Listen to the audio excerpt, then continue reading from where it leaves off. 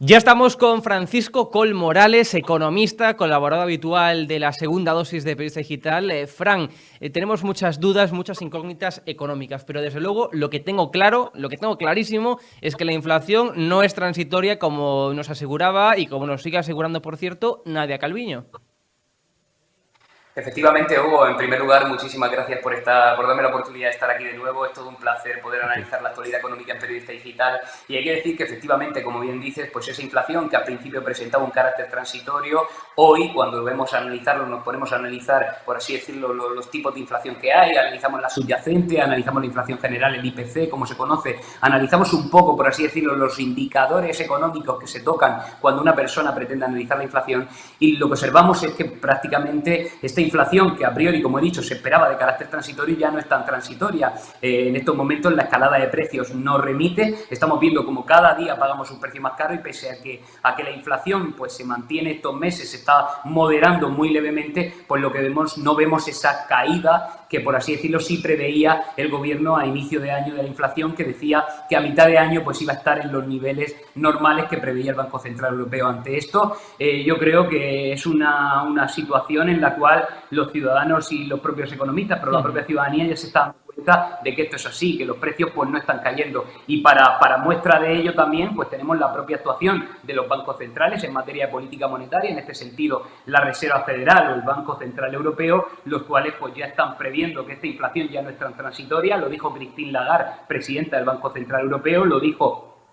Jerome Powell, presidente de la Reserva Federal, y en este sentido pues ya incluso anticipan esa retirada de estímulos que a priori se esperaba que se hiciera el año que viene, pero que al parecer pues va a llegar este año ya para tratar de contener una inflación que, como digo, no solo no es transitoria, sino que cada día pues está machacando más los bolsillos de los españoles, incidiendo de forma directa en su poder adquisitivo, que es entre las principales consecuencias de la inflación, y en este sentido limitando la capacidad de una sociedad española que, encima de todo, máxime, hay que decir que hablamos de una de las sociedades que a nivel europeo pues están más castigadas, no solo porque hablamos de una economía como la española que se contrajo más durante la crisis, sino por el hecho de que también hablamos de una sociedad española que, como dice en un estudio con Laura Núñez del Instituto Empresa, pues estamos hablando de una sociedad española más descapitalizada y que llegaba a esta crisis, un tercio de las familias españolas llegaban a esta crisis con un ahorro que no era equivalente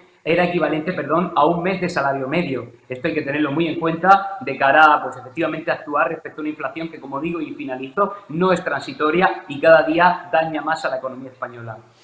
Lo que ya está más que claro, Fran, es que los tipos de interés van a subir. Y habrá seguramente dos subidas, ¿no? La primera en junio, julio, de 25 puntos básicos. Sería muy difícil ver una subida, como piden algunos, por cierto, de 50 puntos básicos. Pero vamos, una subida se estima de 25 puntos básicos en junio y otra subida en septiembre, y ya se dejaría, por tanto, esos tipos negativos o tipos cero, y pasarían a estar en positivo los tipos a partir de septiembre. ¿Esto en qué podría repercutir en la macroeconomía y también en la microeconomía? Pues efectivamente, Hugo, hay que decir que una subida de tipos pues nace con la intención de, en este sentido, a grosso modo dicho de esta forma, nace para frenar el crecimiento de la inflación. En este sentido se aplica una restricción al crédito y de esa forma pues lo que tratamos es de frenar la inflación frenando la economía. Pero, como digo, precisamente entre los riesgos que presenta esta subida de tipos pues encontramos en primer lugar ese estancamiento de la economía. Como sabemos, una subida de tipos, de la misma forma que trata de frenar la inflación, está frenando el crecimiento económico y está ahogando el crecimiento económico, teniendo en cuenta la debilidad de la recuperación económica que presentan países como España o algunos países del entorno europeo, que vemos que constantemente el Fondo Monetario Internacional está ajustando a la baja sus previsiones. Pues una subida de estímulos muy pronunciada es un gran riesgo para una economía como la española, que, como vemos, pues cada día prevé crecer menos de lo que preveía crecer ayer, ¿no? Y en este sentido también hay que decir que a nivel más micro, esta subida de tipos, pues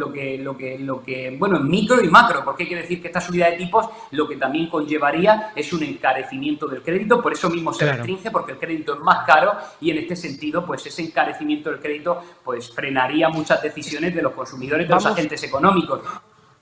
Fran, si te parece, vamos un poco a bajarlo a la base para que lo entienda todo el mundo, ¿no? Es decir, suben los tipos de interés, con lo cual el dinero, por así decirlo, va a ser más caro y con lo cual los bancos pues van a ser más reticentes a la hora de darnos créditos al común de los mortales. Es decir, cuando vamos a pedir créditos, pues va a ser más difícil, habrá que presentar más avales, será todo mucho más difícil para que nos concedan esos créditos. Claro, y por tanto, pues esa inflación se contendría en el sentido de que, bueno, pues no sería tan fácil invertir, claro. Sobre todo en ese sentido, como bien decía Sugol y comentábamos anteriormente, sobre todo lo que pasaría es que se encarecería el crédito, de esta forma se postergarían muchas decisiones de inversión, muchas decisiones de consumo y ante eso habría una relajación de la demanda. En este sentido, eso es lo que provocaría una desaceleración de la inflación y en este sentido una moderación de la misma. Pero hay que decir que, como digo, que esa moderación de la demanda al subir los tipos de interés, pues de la misma forma está frenando una economía y hablamos de una economía como la española que cada día que pasa prevé crecer menos frente a lo que preveía crecer hace unos meses. Recordemos que la previsión del cuadro macroeconómico del gobierno se situaba en su día en torno al 8% y ya vamos por el 4%. Las autoridades monetarias al respecto han dicho que en estos momentos la economía española no prevé crecer a un ritmo superior al 4%, con lo cual esto es algo que tenemos que tener muy en cuenta de cara a, como digo, esa subida de tipos que pretende realizarse y que en este sentido puede ser beneficiosa, pero también puede ser un arma de doble filo que nos dañe. Y en este sentido también hay que decirlo respecto a la economía española, recordemos que hablamos de una economía de las más endeudadas de la zona euro. ¿Qué quiere decir esto? Porque si se produce una subida de tipos, este crédito que estamos constantemente recurriendo a él, esta deuda, también se encarecería y en este sentido estaríamos pagando más por los intereses de una deuda que ya asciende a 30.000 millones de euros, que ya, como digo, pues es un gasto en intereses muy elevado y que tenemos que ir rebajando, puesto que, como digo, pues Alemania y ya los principales países de la zona euro nos están pidiendo que empecemos a respetar esa disciplina fiscal que en este sentido precisan las economías europeas y se firmaron ya en los pactos de estabilidad y crecimiento de la Unión Europea, con lo cual hay que empezar a actuar y a respetar todo eso. A pesar de que, Fran, de que Bruselas pues está diciendo relajación en las normas fiscales por el momento, sí que es cierto que tarde o temprano ese pacto de estabilidad se va a poner en marcha de nuevo, con lo cual ese 3% de déficit máximo anual pues se va a tener que respetar, ese 60% de deuda anual se va a tener que respetar, siempre y cuando no cambien las normas fiscales, claro, pero vamos, tarde o temprano ese pacto de estabilidad se va a poner encima de la mesa. La pregunta es, ¿va a haber una recesión como tal? ¿Va a haber una crisis económica como la que hemos vivido en el año 2008 o no?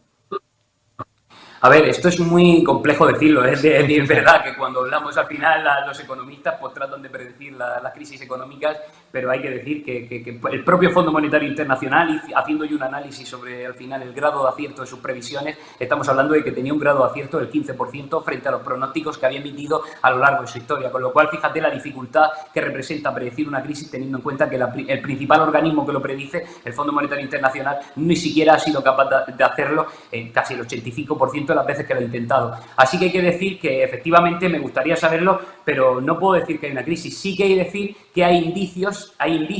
de que la economía española presenta síntomas de debilidad, como puede ser esos niveles de deuda, esos niveles de déficit, que nos llevan a una situación en la cual, si se da una crisis, estamos en una situación muy complicada, ¿no? Hay que decirlo, y en este sentido también decir que, pues viendo la economía española, viendo la situación de la inflación y viendo la situación de la desaceleración económica, si no comenzamos a actuar, si no aplicamos las reformas que precisamos aplicar para salir adelante, si no comenzamos a trabajar en lo que hay que trabajar y seguimos perdiendo el tiempo en brindis al sol y en otra serie de actuaciones, como podría ser la propia actuación que tuvo la ministra Calviño cuando no quiso, rehusó a ponerse en la foto de la propia patronal de empresarios. En este sentido, si seguimos haciendo estas cosas y no preocupándonos por los problemas que preocupan a nuestra economía, pues efectivamente la crisis acabará llegando, y no solo acabará llegando, sino que nos sacudirá de una forma más intensa que incluso lo ha hecho esta, ¿no? Porque al final pues estamos hablando de una economía como la española que no llega a la crisis preparada, y encima de una economía como la española que es procíclica. ¿Qué quiero decir con que es procíclica?